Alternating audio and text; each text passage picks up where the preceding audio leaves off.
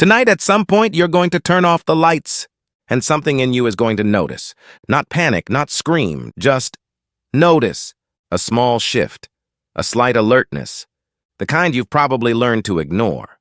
You shouldn't ignore it, because that feeling is not a flaw in your psychology.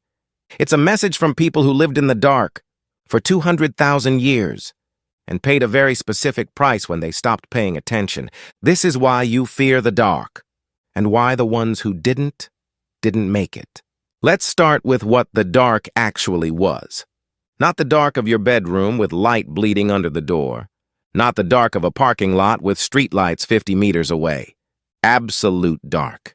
The kind where you hold your hand in front of your face and see nothing.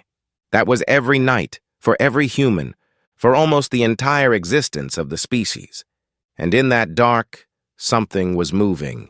The big cats of the African savanna, lions, leopards, cheetahs, are crepuscular and nocturnal hunters. They are most active at dusk, at dawn, and through the night. Their eyes contain a structure called the tapetum lucidum, a reflective layer behind the retina that amplifies low light. In near total darkness, a lion sees. You don't. That asymmetry is not subtle. At night on the African savanna where your species evolved, you were not at the top of the food chain. You were prey. Paleoanthropologist Robert Sussman at Washington University in St. Louis spent years compiling fossil evidence of predation on early hominids. His 2005 book, Man the Hunted, co-authored with Donna Hart, documents a consistent pattern across multiple sites. Hominid bones with predator tooth marks, skulls crushed by large felines, remains found inside the dens of hyenas and leopards. We were not the hunters who occasionally got hurt. We were prey that occasionally fought back, and the night was when we were most vulnerable.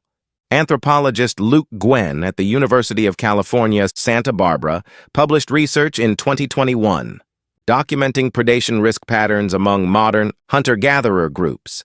His data showed that large predator attacks on humans peak sharply at night, specifically in the hours between dusk and midnight, not randomly distributed across the day, concentrated in the dark. Your ancestors knew this, not as a statistic, as a body count. So what did they do?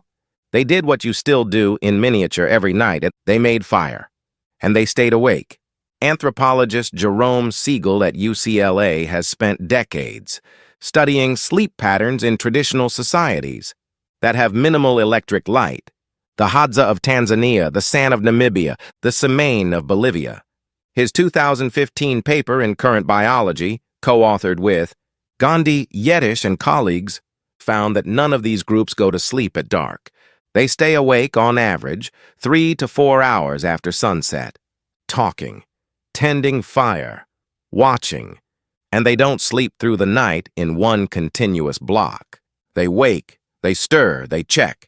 The deep, unbroken 8-hour sleep. That modern sleep hygiene tells you to achieve, your ancestors would have recognized it as dangerous.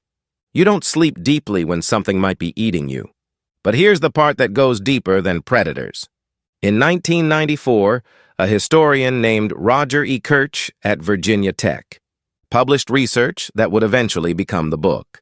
At day's close, night in times past, Kirch spent 16 years combing through thousands of historical documents, diaries, court records, medical texts, literature, from medieval and early modern Europe. What he found was that, until the widespread adoption of artificial lighting in the 19th century, humans didn't sleep in one block. They slept in two. A first sleep from roughly dark until midnight, a waking period of 1 to 2 hours, then a second sleep until dawn. During that waking hour, and they called it the watch or the watching, people didn't lie there anxious.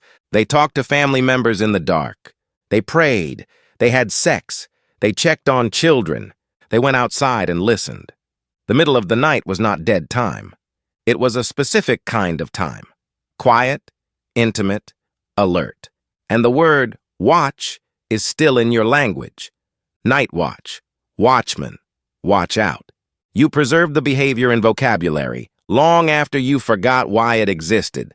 Now here is the part almost nobody talks about. Because the standard story is humans fear the dark because of what's in it. Predators, monsters, the unknown, that's true. But it's not the whole story. Neuroscientist Arne Öhman at the Karolinska Institute in Stockholm published research showing that fear responses to darkness in humans activate the same neural pathways as fear responses to snakes and spiders, stimuli that evolution has specifically prepared your nervous system to treat as threats. This is called prepared learning. The idea, developed by psychologist Martin Seligman at the University of Pennsylvania in the 1970s, is that the brain doesn't learn all fears equally. Some fears are preloaded. You need one bad experience with a snake to develop a lasting snake phobia. You need dozens of bad experiences with a car to develop a lasting car phobia, if you ever do.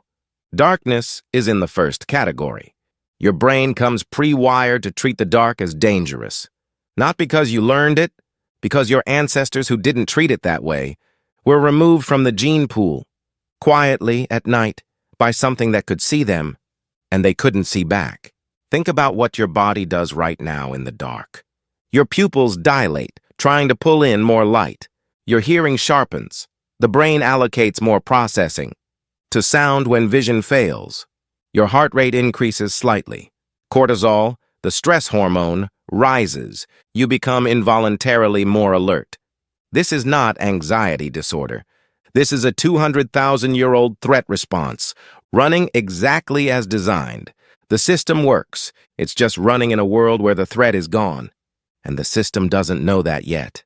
Nobody is suggesting you sleep outside without a roof, or that the dark is actually dangerous in your apartment. It isn't. You have locks and walls and a species-level dominance over every predator on Earth that your ancestors could not have imagined. The night is safer now than it has ever been in the history of your species.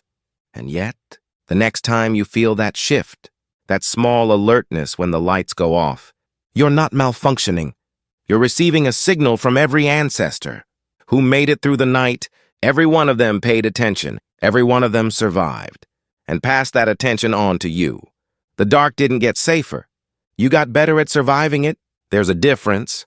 And your nervous system, still running the old software, hasn't gotten the update yet, and maybe it doesn't need to.